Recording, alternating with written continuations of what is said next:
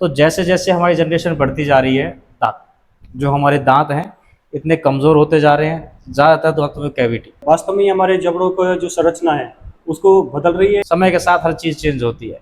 आप अगर उस चीज़ पे नहीं रहोगे तो विद टाइम वो चेंज हो जाएगा। हर कोई जूस पे चल रहा है। विजडम टीथ यानी कि अक्ल दाढ़ की बात करते थे, हम्म। तो वो अक्ल दाढ़ के बारे में आज के समय में सुनने नहीं मिलता है। इलाज नहीं कराते, परेशानी ज़्यादा बन जाती है, मवादी बनने लग जाती है, ना खाने के लिए रह पाता है ना पीने के लिए रह पाता पेशेंट।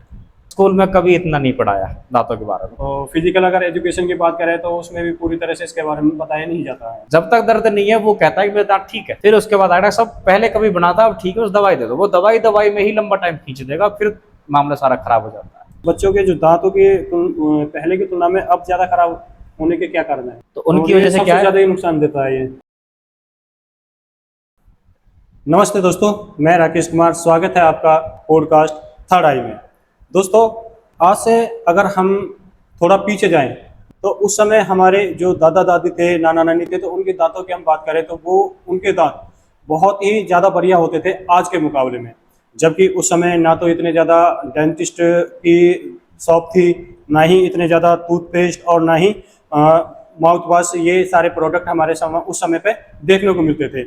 लेकिन फिर भी उनके दांत 60-70 साल तक बहुत अच्छे से बने हुए रहते थे। और आज के समय में अगर हम बात करें तो करोड़ों रुपए की डेंटिस्ट इंडस्ट्रीज आज के समय में काम कर रही हैं और हर जगह नई नई टेक्नोलॉजीज़ हैं, नई नई टेक्नोलॉजीज़ के ब्रुश, जो टूथ ब्रुश हैं वो आए हुए हैं, टूथपेस्ट आए हुए हैं। लेकिन फिर भी देखा जाता है कि 25 साल, 30 साल और छोटे छोटे बच्चों के दांतों भी बहुत ज़्यादा खराब देखने को यहाँ पे मिलते हैं। यही सबसे बड़ी समस्या है और आज इन्हीं कुछ सवालों के यहाँ उत्तर जानने के लिए हमारे बीच में आए हैं डॉक्टर कमल वाजपेयी जी। तो आज हम उनसे ही इन सभी प्रश्नों के उत्तर यहाँ पर जानेंगे। तो डॉक्टर साहब, आपका बहुत बहुत स्वागत है आज के पॉडकास्ट में। तो सर, मैं सबसे पहले तो आज यही जानना चाहता हूँ कि जैसे हम देखते हैं, मैंने अभी थोड़ी देर पहले ही कहा था कि लगभग 50 साल 60 साल पहले की अगर हम बात करें तो जो हमारे दादा दादी थे, नाना नानी हैं, तो उनके जो दांत थे और आज के जो युवा हैं या फिर बच्चे हैं, उनके दांतों में बहुत ज़्यादा डिफरेंस है। यानी कि उनके दांत बहुत मजबूत हुआ करते थे, इतनी ज़्यादा परेशानी नहीं थी। लेकिन आज ऐसा क्या हुआ कि इतने गैप के बाद में दांतों में सबसे ज़्यादा परेशानी देखने को मिलती है? सबसे पहली चीज़ क्या होता है कि पहले के जो लोग थे वो अपना बढ़िया चबा के खाते थे। कोई भी ऐसी चीज़ नहीं थी कि मीठा ज़्यादा है या रिफाइंड फूड कुछ ज़्यादा है। पहले अपना नॉर्मल घर का खाना, रोटी सब्जी, बढ़िया चीज़। आज की डेट में किसी को आप देख लो, घर का खाना तो छोड़ दिया, पहले तो बाहर की चीज़ें, बाहर की चीज़ें हैं। कोल्ड ड्रिंक ले आए, बिल्कुल। पिज्ज़ा ले आए, बर्गर ले आए, ये सब चीज़ ले आए। अब इनके अंदर में शुगर आइटम्स बहुत ज़्यादा हैं। तो जैसे जैसे हमारी जनरेशन बढ़ती जा रही है, दांत जो हमारे दांत हैं इतने कमज़ोर होते जा रहे हैं, ज़्यादातर दांतों में कैविटी। सबसे मेन चीज़ है खाना पीना, ये है फ़र्क सबसे बड़ा चीज़। तो आज जैसे हम देखते हैं कि आज का जो भोजन है, आज जो हम भोजन करते हैं, अभी आपने बताया कि वो फिर वास्तव में हमारे जबड़ों का जो संरचना है उसको बदल रही है। देखो, कोई भी चीज़ है अगर आप उसको ज़्यादा यूज़ में लोगे वो ज़्यादा स्ट्रांग होती है। मेन चीज़ है हमारा जबड़ा। अगर हम खाना चबा के खा रहे हैं, बढ़िया खा रहे हैं, हमारी मसल्स, हड्डी सारी बढ़िया बनेंगी। अब क्या होता है कि खा आप रहे नहीं, सॉफ्ट डाइट ले रहे हैं, बिल्कुल। सारी जो स्ट्रक्चर है मजबूत होएगा नहीं, पूरी डेवलपमेंट होगी नहीं। हाँ। होगी नहीं तो दांत कमज़ोर रह जाएंगे, पहली चीज़। दूसरी चीज़, ये जबड़े का साइज छोटा रह जाएगा।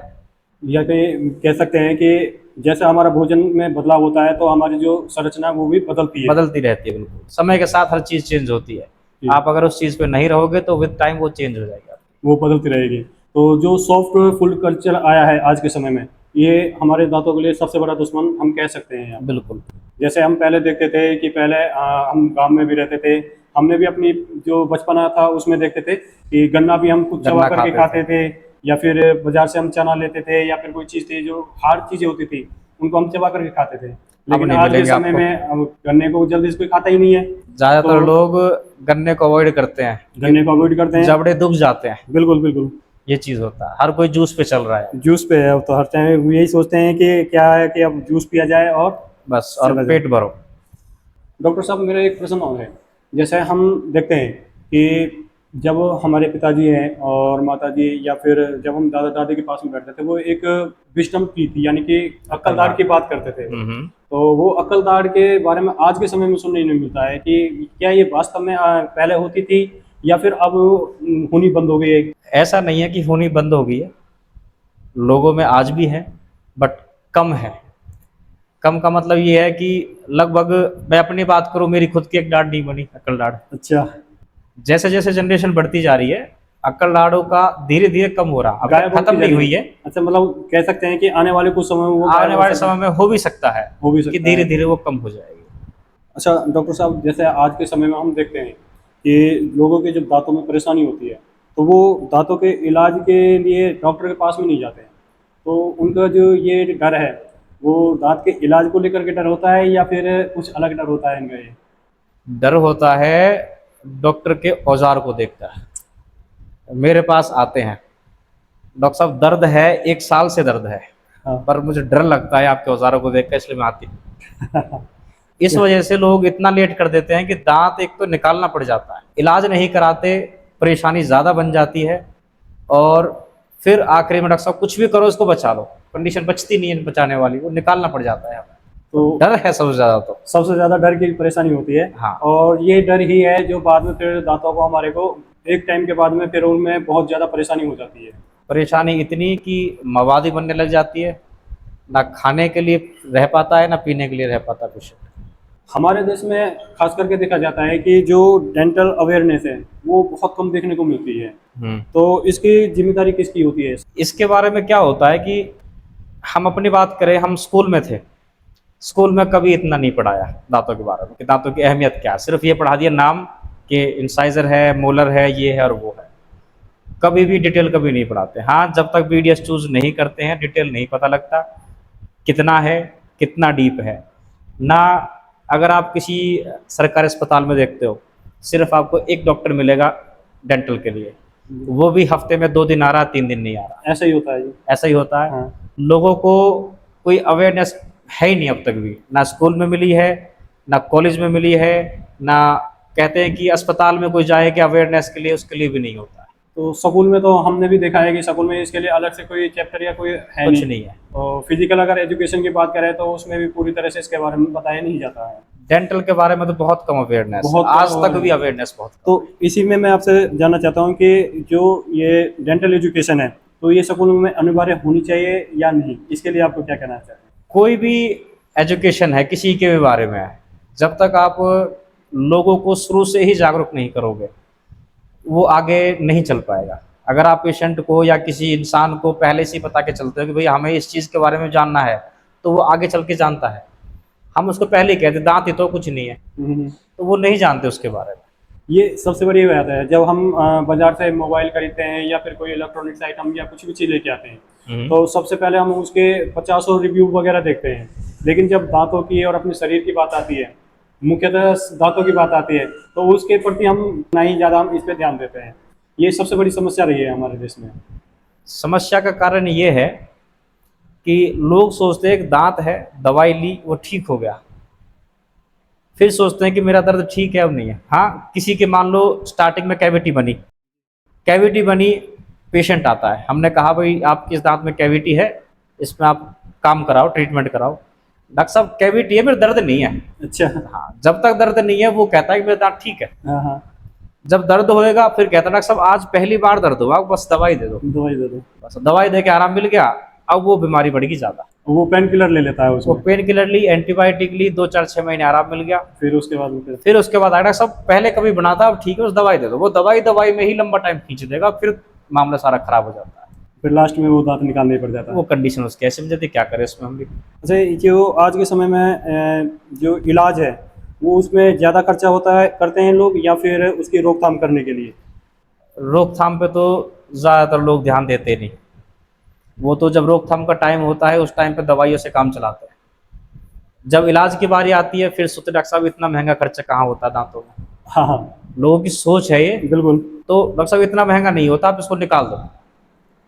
ये सही बात कही आपने। मैंने भी ऐसे देखा है कि जब डॉक्टर के पास में हम जाते हैं हाँ। तो जब वो पहले तो हम अच्छे तरह से अपने दांतों को दिखाते नहीं है और दांतों में बहुत ज़्यादा परेशानी बन जाती है, और जब उसका खर्चा ज़्यादा बढ़ जाता है तब वो यही कहते हैं कि डॉक्टर अब इसको साहब छोड़ दो। अब ये छोड़ दो, या फिर उसका इलाज नहीं करवाते हैं। हाँ, ऐसा ही होता है। डॉक्टर साहब एक बात हो रही है, जैसे आज के समय में, अभी थोड़ी देर पहले मैंने शुरुआत में ही कहा था कि बच्चों में भी ये परेशानी सबसे ज़्यादा देखने को मिल रही है। छोटे छोटे बच्चे हैं, वो भी कहते हैं कि मम्मी मेरे दांत में दर्द हो रहा है, मेरे बहुत ज़्यादा दर्द है।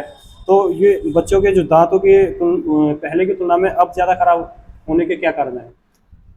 पहले के जो बच्चे होते थे चॉकलेट वगैरह से दूर थे, प्रोसेस फूड से दूर थे, सॉफ्ट ड्रिंक, आजकल अगर आप देखोगे आजकल एक मार्केट में हेल और ये चल रही हैं, हाँ हाँ। छोटे बच्चे सब ज़्यादा पी रहे हैं। अच्छा। तो उनकी और ये वजह से सबसे क्या ज़्यादा है, ही नुकसान देता है ये। उनके अंदर रिफाइंड शुगर होता है, जितना शुगर होएगा दांतों में इतनी कैविटी, जितनी कैविटी इतनी दिक्कत। बिल्कुल। दूसरी चीज़ ये, बड़े लोग हैं दांतों की सफाई करते हैं, ब्रश करते हैं, ध्यान से करते हैं। छोटे बच्चे का ये है कि 2 बार मारियो चल दिए, पेरेंट्स ध्यान नहीं देते। हाँ, यहाँ बच्चे ने पेस्ट कर ली, वो अपने काम में लग रहे हैं, उसने कैसी करी उस पर कोई ध्यान नहीं। कोई ध्यान नहीं है। नहीं ध्यान है, वहाँ ज़्यादा जल्दी खराब होते दांत। अच्छा डॉक्टर साहब, जैसे अभी आपने टूथपेस्ट और टूथब्रश की बात कर रहे हैं, वैसे तो इसके ऊपर बहुत सारी वीडियो बनी हुई हैं, मेरे इसमें इतना वो भी नहीं है, लेकिन फिर भी मैं जानना चाहूँगा कि अगर ब्रश हमें सही ढंग से करना हो तो वो किस तरह से करना चाहिए, और खास करके बच्चों के लिए। खास तौर से बच्चों के लिए किताबों में अलग अलग टेक्निक्स होती हैं, आप उस चीज़ को छोड़ो। अभी आप ये समझो कि घर में कोई भी कर रहा है, हमें इस चीज़ पे ध्यान रखना है कि हमारी जो ब्रश है वो हर एक दांत के ऊपर पहुंचे, सारे सरफेस पे, अंदर भी और बाहर भी, जी। ऊपर की तरफ में भी। चाहे आप 5 मिनट का टाइम लो, चाहे 3 मिनट का टाइम लो, सारी सरफेसेस पे पहुंचे। और कोशिश करो कि सर्कुलर मोशन में ही आप ब्रश करो, ज़्यादा बढ़िया। ये घुमा बहुत से लोग क्या करते हैं, जल्दबाजी में तेज तेज ऐसे रगड़ मारते हैं। जी। कोई भी चीज़ आप तेज तेज रगड़ मारोगे वो दांत कटेगा, या कोई भी चीज़ आप इस पर रगड़ मार दे कटेगी। तो दांतों को जैसे रगड़ोगे वो कटता जाएगा, कटेगा, दांतों में सेंसिटिविटी होगी। तो तेज रगड़ मत मारो, हल्का सा राउंड मोशन, सॉफ्ट हैंड से, सबसे पहली चीज़। अभी आपने कहा था कि 5 मिनट 4 मिनट इतना समय आराम से करें, तो मैं अभी कुछ टाइम पहले, मेरे एक मित्र हैं, वो भी डेंटिस्ट ही हैं, तो उनसे भी मेरी कभी बात हुई थी किसी टाइम पर, तो वो ये कहते हैं कि हमें अधिक समय तक दांतों पर ब्रश को नहीं रगड़ना चाहिए। बिल्कुल ऐसा ही है। तो फिर अगर हम 4-5 मिनट अगर दांतों पर करेंगे तो फिर वो तो। मैंने कहा कि चाहे आप 2 मिनट करो, 3 मिनट करो, 4 मिनट करो, ऐसा नहीं है कि आपने 10-10 मिनट तक वो रगड़नी है। जी। अगर कोई करने वाला है तो उसके लिए 2 मिनट 3 मिनट बहुत है। आज के समय में डॉक्टर साहब सबसे बड़ी एक चीज़ और देखी जाती है, टूथपेस्ट इंडस्ट्रीज हैं, वो किसी टाइम पहले कहते थे कि ऐड भी आता था कि पहले कहते थे कि कहीं आपके टूथपेस्ट में नमक तो नमक है। नहीं, और आज कहते हैं कि आपके टूथपेस्ट में नमक है या नहीं है। तो पहले तो वो मना करते थे, लेकिन अगर आप टूथपेस्ट में नमक है तो वो आपके दांतों को खराब कर रहे हैं, और आज जो टूथपेस्ट में नमक नहीं है तो वो कहते हैं नमक होना वो चाहिए, बेकार है। वो बेकार है। तो अब ये कंफ्यूजन क्यों ये चला है इसमें? ऐसा ये है, इंडस्ट्रीज अपने प्रोडक्ट को ही देखने में लगे रहते हैं। कोई भी इंडस्ट्री है, हर कोई चाहेगा अपने प्रोडक्ट को निकालना। उसके अलावा आप दांत का जो स्ट्रक्चर उसको समझे। दांत के अंदर एक हमारे क्रिस्टल्स होते हैं, हाइड्रोक्सी एपेटाइट क्रिस्टल्स। अच्छा। एज हम कहें कि सॉल्ट के तरह से वो, उसकी संरचना स्ट्रक्चर है वो सॉल्ट की तरह की होती है। जितना आप सॉल्ट दांत को दोगे, ऐसा नहीं कि अलग से लेके सॉल्ट लेकर रगड़ लिया, ऐसा नहीं है। जितना आप उसको क्रिस्टल्स दोगे दांत आपका इतना मजबूत होएगा। तो कहते हैं कि टूथपेस्ट में नमक है, इसका मतलब वो मतलब जो क्रिस्टल्स हैं वो आपके टूथपेस्ट में है, तो उससे आपके दांत मजबूत होते हैं। दूसरी चीज़ एक हम कहते हैं कि आप नमक के पानी के कुल्ले करो। हाँ। उसमें पानी में नमक डाल के कुल्ले से ये है कि अगर आप कभी करके देखते हैं तो आपको खुद वो चीज़ फील होगी कि हाँ मेरे दांतों में कुछ अफेक्ट है, कुछ मजबूत है पहले से। मजबूत है पहले। हाँ, तो मेन चीज़ होता है उसका स्ट्रक्चर। तो आज के समय में अगर हमें टूथपेस्ट का सही चूज करना हो तो मार्केट में अनेकों तरह के टूथपेस्ट हैं, तो उनमें से हम कैसे चूज करें कि ये हमारे दांतों के लिए सही है, या फिर टूथब्रश की बात करें तो वो कैसे चूज करें? टूथब्रश एक तो होता है कि अल्ट्रा सॉफ्ट आता है, हर पेशेंट के लिए अलग टूथपेस्ट या अलग टूथब्रश होता है। मान लीजिए किसी पेशेंट को पेरिडोंटाइटिस है, मसूड़ों की सूजन है, बहुत जल्दी मसूड़ों से ब्लड आता है, तो उसके लिए अगर हम हार्ड ब्रश दे देंगे तो ब्रश पे लगे, उस पर टूथ मसूड़ों पे लगेगा, ब्लीडिंग होनी चालू हो जाएगी। उसके लिए सॉफ्ट है। एक है कि आप सेंसिटिविटी आपके दांतों में, अब आपके लिए जो सेंसिटिविटी वाली टूथपेस्ट है वो चलेंगी। अगर मैं आपको रेगुलर टूथपेस्ट देता हूँ तो आपको उससे सेंसिटिविटी कंट्रोल नहीं होगी। तो हर पेशेंट के लिए अलग है। वही टूथपेस्ट में लागू होता है। आज के जो पेरेंट्स हैं वो अपने बच्चों को दांतों को खुद से खराब कर रहे हैं, दोनों ही चीज़ें हैं। दोनों ही चीज़ें हैं, यानी कि पेरेंट्स एक तो पेरेंट्स ध्यान कम देते हैं। सबसे पहला काम होता है पेरेंट्स का कि जैसे बच्चा ब्रश करने लायक हुआ, बच्चे के नियर अबाउट अभी मान लो कि 2.5-3 साल तक दांत दूध का सारे आ जाते हैं, तो आपने बच्चों को उस टाइम पे टूथ ब्रश करानी चालू कर देनी चाहिए। पेरेंट्स क्या सोचते हैं कि डॉक्टर साहब ये छोटा है, मैं इसको क्या ब्रश कराऊंगा उसको अभी। उसको मत सोचो, दांत आ गए हैं, सफाई ज़रूरी है पहली चीज़। दूसरी चीज़ ये, अब दांत आ गए, अब पेरेंट्स क्या है आज के डेट में, पेरेंट्स हो रहे मॉडर्न। मैं तो अपने बेटे को चिप्स खिलाऊंगा, हाँ, कोल्ड ड्रिंक पिलाऊंगा या पिज्ज़ा खिलाऊंगा, तो वहाँ जो चीज़ें चलेंगी वो दांत जल्दी खराब होंगे। हाँ, हम ये नहीं कहते कि मत दो, कभी कभार ठीक है, बच्चे का मन रह जाएगा, पर डेली नहीं। डेली नहीं होनी चाहिए। हाँ। आज की जो पीढ़ी है, अगर वो अपनी आदतों को ना बदले तो सबसे बड़ी स्थिति 20 साल बाद में क्या होगी उनकी? अगर आज की आदतें नहीं बदली गई तो 20 साल बाद ये होएगा कि दांत बहुत जल्दी खराब होने लग जाएंगे। दूसरी चीज़ ये, अगर आप अपना खान पान को नहीं बदलते हैं तो दांतों में जो क्राउडिंग होती है, जो, हाँ, पहले कभी आपने नहीं देखा होगा दांतों किसी पेशेंट के या किसी बच्चे के ब्रेसेस लगे होते थे, पहले बहुत कम होते थे। अब आप देखोगे आमतौर पर ज़्यादातर बच्चों के मिलेंगे। पहले क्या होता था कि बच्चे गंडे खा रहे हैं या कोई भी टाइट चीज़ खा रहे हैं तो चबा के खा रहे हैं, चबा के खाते हैं। उनके जो दूध के दांत होते थे वो विद टाइम अपने आप टूट जाते थे। हाँ, हम अपनी एज पे थे, हमने कभी डॉक्टर नहीं देखा कि डॉक्टर साहब में दांत नहीं टूटा है, पक्का दांत आ गया, उसको निकाल दो। आज आप अगर देखोगे 10 में से 6 बच्चे आ रहे हैं अपने दांतों को निकलवाने के लिए। डॉक्टर साहब पक्का दांत पीछे आ रहा है, दूध का दांत नहीं टूटा है अब टूटा तक, नहीं है। तो दांत टेढ़ा आ रहा है। हाँ हाँ, तो वो चीज़ आदतें ज़रूर बदलनी पड़ेंगी। अगर तो नहीं बदलोगे तो आगे चल के हर बच्चे को डॉक्टर के दिखाना पड़ जाएगा। सबसे बड़ी है कि अपना जो फूड है उसमें हमें बदलाव करना जरूरी है। वो सबसे पहली चीज़ तो है। सॉफ्ट फूड की बजाय हमें ऐसे फूड लेने होंगे जो हमारे दांतों पे मसाज भी करें, मसाज और करें, चबाने उसको चाहिए, चबाने में मदद करें, जिससे हमारा जबड़ा मजबूत हो। और दांत मजबूत हो और मसूड़े मजबूत रहे। लोग जब डेंटिस्ट के पास जाते हैं तो वो उस समय जब जाते हैं जब उनका दर्द ऐसा नहीं हो जाता है, उससे पहले नहीं जाते हैं, ऐसा क्यों है?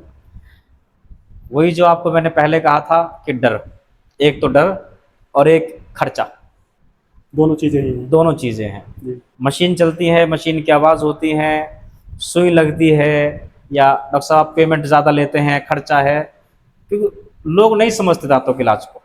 उनको पता ही नहीं है कि दांतों के इलाज में पेमेंट भी लगती है, खर्चा ज़्यादा होता है। वो सोचते हैं कि हल्का काम है, कुछ नहीं है, चलता रहता है। अपने ही देश की बात करें तो हमारे देश में जो डेंटल हेल्थ है उसको एक तरह से लग्जरी समझा जाता है। पेशेंट ने इलाज नहीं करवाया, दांत हो गया खराब, दांत निकालना पड़ गया। अब पेशेंट आता है कि डॉक्टर साहब मुझे दांत लगवाना है। अब एक दांत को लगाने के लिए या तो लगाओ उसमें इम्प्लांट, इम्प्लांट को अगर देखते हैं तो 18,000, 20,000, 25,000, 40,000, 50,000 रुपये का, बहुत महंगा है। दूसरी चीज़ ये, अगर हम इम्प्लांट नहीं लगाएं और ब्रिज सपोर्टेड हम स्ट्रक्चर बनाते हैं, उसमें 3 कैप बनाओ, वो महंगा पड़ जाता है। दूसरी चीज़ ये, बाहर के देशों में क्या होता है कि डेंटल इंश्योरेंस होता है, हमारे इंडिया में आज तक वो चीज़ नहीं है। हाँ, इंश्योरेंस नहीं है तो वो चीज़ महंगी मानते हैं कि भाई साहब कि बाकी सब चीज़ तो इंश्योरेंस में आ रही है, हम इलाज करा रहे हैं, दांतों का इलाज नहीं करवाते। खराब दांत व्यक्ति के आत्मविश्वास को प्रभावित करते हैं। बिल्कुल करते हैं। अगर मान लीजिए कोई पेशेंट है, कोई या कोई आदमी है, उसके दांत सामने के खराब हैं, वो अगर किसी से बात करता है, उसे पता है कि मेरा दांत खराब, वो हंस के बात नहीं करेगा, हंस के नहीं करेगा। वो घबराएगा, संकोच करेगा कि मैं इसके सामने हंसूं या नहीं करूं, बात करूं या नहीं करूं।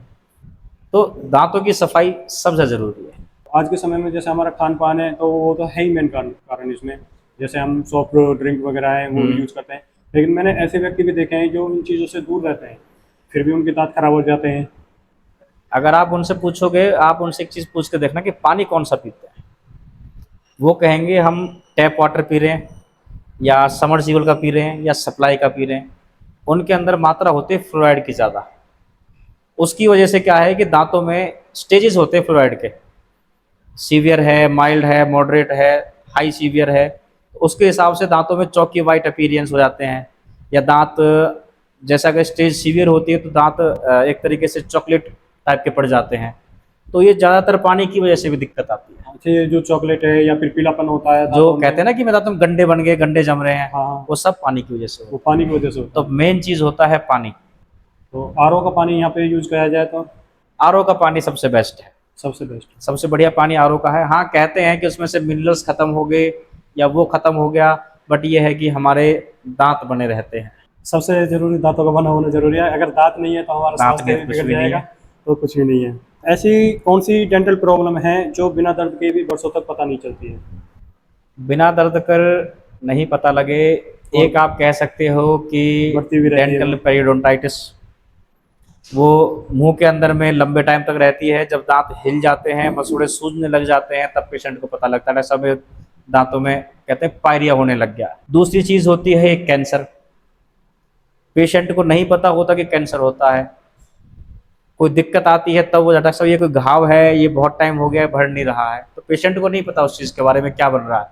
आप डेंटिस्ट के पास जाओगे, वो पता लगा लेगा कि इससे क्या है। वो पहली जो शुरुआत होती है तो उस समय पे भी पता लगाया जा सकता है डेंटिस्ट के माध्यम हाँ, बिल्कुल पता लगा सकता है। से। उसके क्या लक्षण होते हैं? लक्षण होते हैं कि जैसे कि मुंह के अंदर में अल्सर बनने लग गए, या red lesion, white lesion, patches बन जाते हैं, तो वो उस चीज़ को बायोप्सी करके या पता लगा सकते हैं कि क्या चीज़ बन रही है। तो उसमें हम अगर इग्नोर ना करके, अगर मुंह में कोई भी प्रॉब्लम है तो हमें सबसे पहले डेंटिस्ट को इस चीज़ के लिए दिखाना चाहिए। अगर ऐसा है कि उस लीजन को आपका 10 दिन हो गया, 20 दिन हो गया, महीना हो गया, उसको इग्नोर मत करो, उसको फिर जाके जरूर चेक कराओ कि क्या चीज़ बन रही है। आप किसी व्यक्ति की जो लाइफस्टाइल है उसको मुंह को देख करके पता लगा सकते हैं कि किस तरह की है? कोई बंदा अगर गुटखा खाता है, पता लग जाएगा। कोई बंदा अगर स्मोकिंग करता है, वो पता लग जाएगा। हुक्का पीता है, वो पता लग जाएगा। क्यों? दांत और जो अंदर का स्ट्रक्चर है सारा सब बता देता है कि ये बंदे की हैबिट क्या होगी। अगर कोई बंदा ऐसा है कि स्ट्रेस ज़्यादा लेता है, मान लीजिए मेरी जॉब है, मैं स्ट्रेस ज़्यादा लेता हूँ, तो मेरे दांत में एक चीज़ होती है ब्रेक्सिज्म, कि मैं अपने दांतों को आपस में पीसने लग जाता हूँ। अच्छा। पीसता हूँ, दांत ऑटोमेटिक घिसने लग जाते हैं। तो एक उस चीज़ को लगता है कि इसकी जो जॉब है या इसका जो काम है वो ज़्यादा stress वाला है। स्ट्रेसफुल है। तो मेरा अभी कुछ टाइम यही प्रश्न रहने वाला था कि जो स्ट्रेस है वो दांतों को नुकसान किस तरह से पहुंचाते हैं? स्ट्रेस की वजह से वही ब्रेक्सिज्म पे मैं जाना चाहूँगा कि हाँ। जिस बंदे को स्ट्रेस रहेगा वो एक तो दांतों को भींच के रखता है। रात में जब वो सोता है तो ब्रेक्सिज्म ऐसा नहीं है कभी भी दिन में होता है, जब दिन में दांत घिसते नहीं, दांत हमेशा रात में घिसते हैं, क्योंकि रात में हम नाक से सांस लेते हैं, मुंह हमारा बंद रहता है, उस टाइम पे दांत आपस में बिल्कुल कांटेक्ट में रहते जी। हैं। वो उस लेवल पे, माइक्रोस्कोपिक लेवल पे उस टाइम पे दांत घिसते कोई व्यक्ति सोया हुआ है, हैं। हाँ, तो सोते सोते में वो अपने दांतों को किस तरह से घिसेगा? वो तो सोया हुआ है, फिर उसमें देख वो करके वो सोया हुआ है, बट दांत हमारे पूरे आपस में इस तरीके से बंद रहते हैं। तो बहुत ही ऐसा नहीं है कि आवाज़ आती है बहुत तेज तेज, नहीं आती है। हाँ, कुछ पेशेंट होते हैं कि जिनमें आवाज़ साथ में जो सो रहा है वो बता देगा, बाकी बहुत माइक्रोस्कोपिक लेवल। जहाँ जब दांत ज़्यादा घिस जाते हैं कि डॉक्टर साहब मेरे दांत बिल्कुल फ्लैट हो गए, पीछे वाले भी, मुझे सेंसिटिविटी होने लगती है, पेशेंट को तब पता लगता है। मतलब उसको भी उसके बाद में पता लगता है इस चीज़ के बारे में। हाँ, नींद की कमी का भी डेंटल हेल्थ पर कोई प्रभाव पड़ता है दांतों पर? नींद की कमी से फिर वही हमारा ब्रेक्सिज्म आ जाता है इस चीज़ पे। सारी चीज़ हमारे दांतों से रिलेटेड ही बनती है। नींद पूरी नहीं होएगी, 24 घंटे बंदा ठीक नहीं रहेगा, सोने की कोशिश करेगा, दांतों को खींचेगा, ब्रेक्सिज्म होएगा, सब घूम फिर के ही वही आया स्ट्रेस वाला हो जाता स्ट्रेस है। वाला काम है। अगर स्ट्रेस है तो उसमें आएगा ही, और अगर स्ट्रेस है तो नींद की प्रॉब्लम भी होगी उसको। फिर दूसरी चीज़ ये, अगर बंदा ठीक नहीं है, हार्ट की बीमारी बढ़ने लग जाती है, हाँ, और भी बड़ी बीमारी शरीर की बढ़ने लग बहुत जाती बनने लग जाती है। है। वैसा ही तो दांतों का भी इससे संबंध है कि दांतों का अगर भी इसी से ही संबंध है कि हाँ। दांत भी वहाँ पे हमारे प्रभावित होंगे इस चीज़ से। हो जाते हैं। तो जो आर्टिफिशियल टीथ है वो नेचुरल टीथ से अधिक अच्छे रहेंगे? समय के साथ हम कह सकते हैं कि आर्टिफिशियल दांत अच्छे बन जाएंगे। नेचुरल दांतों में कैविटी लग जाती है, आर्टिफिशियल में नहीं लगती है। अच्छा, उनमें कैविटी नहीं होती है? और वो तो सब आर्टिफिशियल होते हैं, उसमें कैविटी नहीं लगती। पर हाँ, मैं एक चीज़ ज़रूर कहना चाहूँगा कि जो हम मज़े से खाना अपने असली दांतों से खाते हैं, चाहे कितना ही आर्टिफिशियल बन जाए, उसका स्वाद उसमें नहीं आएगा। उसमें नहीं है। चाहे आर्टिफिशियल अगर हम दांत लगवा लेते हैं तो उसके बाद में अगर हम कोई जैसे अभी हमने बताया था हार्ड फूड, सॉफ्ट फूड की वजह हार्ड फूड अगर हम खाते हैं तो क्या वो आराम से खा सकते हैं उनसे? बिल्कुल प्यार से, कितना ही हार्ड हो, कितना भी हार्ड हो। कोई भी हो, कोई दिक्कत नहीं उस चीज़ से। इम्प्लांट्स होते हैं, इम्प्लांट्स हमारे बोन से सपोर्ट लेते हैं, उसका मसूड़े से नहीं होता है कोई ज़्यादा कोई दिक्कत, सारा लोड बोन के ऊपर जाता है, टाइट चीज़ दबाओ कोई दिक्कत नहीं उससे। क्या स्टेम सेल टेक्नोलॉजी भविष्य में नए दांत उगा सकती है? इस चीज़ पे काम चल रहा है बेसिकली, साइंटिस्ट में जो हैं कर भी चुके हैं। यहाँ इंडिया के में नहीं कहता, इसका मुझे आइडिया नहीं है, बाकी बाहर अब्रॉड में विदेशों में ये चीज़ ज़्यादा है। तो इसके माध्यम से अपने जो नेचुरल दांत हैं वो उगाए जा सकते हैं। स्टेम सेल का उसका फॉर्मूला ही यही है कि आपका दांत है, वो आपका दांत कैविटी से वो खराब हुआ है, तो स्टेम सेल का मतलब ही यही है कि जो चीज़ आपकी खराब हो गई है उसको वापस से उगाना। जो दांत आपका स्ट्रक्चर लॉस हो चुका है, स्टेम सेल जो प्रोसेस है वो उसी लिए चला रहे हैं कि जो स्ट्रक्चर लॉस हो गया उसको वापस से बनाना। आने वाले समय में ये हो सकता है। हाँ, साइंटिस्ट आजकल बहुत कुछ कर रहे हैं। आने वाले समय में रूट कैनाल जैसी ये प्रक्रियाएं, ये जैसे आज के समय में तो कोई व्यक्ति ही रूट कैनाल करवाता है, हर कोई नहीं करवाता है। तो आने वाले समय में तो ये देखा जाए तो हर व्यक्ति की होगी, तो पुरानी टेक्नोलॉजी हो जाएगी। इसके बारे में क्या रहेगा? रूट कैनाल हमारी तब हो रही है जब हमारी कैविटी नर्व्स तक पहुंच गई, उसमें दर्द बन गया। अब आने वाले टाइम में स्टेम, आपका भी जो हमने बात करी स्टेम सेल के बारे में, कि हाँ अभी तो नहीं, बहुत टाइम बाद जो स्टेम सेल टेक्नोलॉजी आ जाएगी वो हमारी वापस से उसको रीजनरेट कर देगी, तो आरसीटी की भी हमारी प्रॉब्लम खत्म होने लग जाएगी। बट हाँ, हर कोई अफोर्ड नहीं कर पाएगा। जब टेक्नोलॉजी आएगी, थोड़ी सी ऑब्वियस सी बात है कि कॉस्टली ही होगी वो चीज़, तो विद टाइम धीरे धीरे वो भी हो सकता है खत्म होने लग जाए आरसीटी। डेंटल साइंस में ऐसी कौन सी तकनीक आ रही है जो आम लोग अभी तक नहीं जानते? सबसे पहली चीज़ हमारी स्टेम सेल टेक्नोलॉजी। दूसरी चीज़ एक होती है सेम डे डेंटिस्ट्री। उसमें क्या होता है कि मान लीजिए मेरे पास पेशेंट आया कि डॉक्टर साहब मुझे आरसीटी करानी है, मुझे कैप लगवानी है। पहले क्या होता था कि आरसीटी में 3 बार बुलाया, 5 बार बुलाया, कैप का नाप लिया, कैप भेजी, 3 दिन में आई। आज क्या होता है कि आप आए, कंडीशन ज़्यादा बुरी नहीं है दांत की, 1 घंटे के अंदर आरसीटी कंप्लीट करी, कैप का नाप लिया। एक कैड कैम हमारा आता है, 3D प्रिंटर होता है एक तरीके से, तो उससे क्या है कि इम्प्रेशन लिया 3D विदाउट किसी एलजीनेट और बिना किसी चीज़ के, स्कैन करा, मशीन होती है, 1 घंटे अंदर कैप बनाई, कैप डिलीवर कर दी। मतलब आपका 2-3 घंटे के अंदर आपका आरसीटी कैप लगा के फाइनल, आपको दोबारा नहीं आना। बिल्कुल सर, मैंने अभी आपने जैसे 3D प्रिंटर की बात कही थी, ये आज के समय में बहुत जगह यूज़ किया जाता है। बिल्कुल। तो दांतों के लिए भी 3D प्रिंटर का यूज़ किया जाता है कि उसमें अपना प्रिंट की कमांड दी और एक दांत तैयार होकर आ जाता है उसमें। दांत का हमने मुंह के अंदर में कैप के लिए इम्प्रेशन बनाया, उसको हमने स्कैन कर लिया, वो हमारे स्कैन लैपटॉप में या कंप्यूटर में इसमें आ गया, स्कैनर में आ गया। बिल्कुल। उसमें हमने डिज़ाइनिंग करी, कैप का डिज़ाइन हमने उसी में करके हमने कमांड दे दी, और वो हमारी एक मिलिंग मशीन होती है जिसके अंदर कैप बनती है। तो आधे घंटे 1 घंटे के अंदर कैप बनाई, पेशेंट को बुलाया, कैप लगाई, वो अपने। मेरा एक आखिरी सवाल है आपसे कि आज आपको लगभग पॉडकास्ट के माध्यम से हज़ारों लोग देखने वाले हैं और आपको सुनेंगे, तो एक ऐसी डेंटल हेल्थ के बारे में जो बताइए जो हर व्यक्ति को जाननी चाहिए लेकिन उसके बारे में अभी तक कोई नहीं जाना। ऐसी अगर मैं कोई बात कहूँ तो सबसे पहली चीज़ है कि एक अपना आप खाने पीने पे बहुत ध्यान रखें, कि सबसे जो आज की डेट में सबसे जो बेकार चीज़ चल रही है खाना पीना, उसी की वजह से ही हमारी ज़्यादातर प्रॉब्लम चालू होती है। दूसरी चीज़ ये मत सोचें कि दांत मेरा पोला हो चुका है, कैविटी बन गई है, पर मेरा दर्द नहीं है, तो मेरा दांत ठीक है, उस चीज़ को चेकअप कराओ। तीसरी चीज़ ये कि चाहे आपके दांत ठीक है, साल में 1 बार तो ज़रूर एक डेंटिस्ट के पास जाके अपने दांतों की आप सफाई करवाओ और चेक करवाओ कहीं कोई कैविटी तो नहीं बन रही, कहीं कोई और दिक्कत तो नहीं। बस यही है कि ध्यान रखें। आपका बहुत बहुत धन्यवाद जो आपने ऑडियंस को इस प्रॉब्लम के बारे में बताया, तो मैं आपका इसके लिए बहुत बहुत धन्यवाद करता हूँ। बहुत धन्यवाद आप। आज हमने इस पॉडकास्ट के माध्यम से टूथपेस्ट की नहीं बल्कि आदतों की यहाँ पर बात की है, ब्रश की नहीं जिम्मेदारी की बात की है। और शायद सबसे बड़ा सच यही है कि अगर हम दांतों को अचानक खराब नहीं होते हैं तो वो हमारी रोज़ की छोटी छोटी गलतियों का परिणाम होते हैं। तो अगर आप लोगों को ये पॉडकास्ट पसंद आया है तो लाइक शेयर और सब्सक्राइब जरूर कीजिए। धन्यवाद।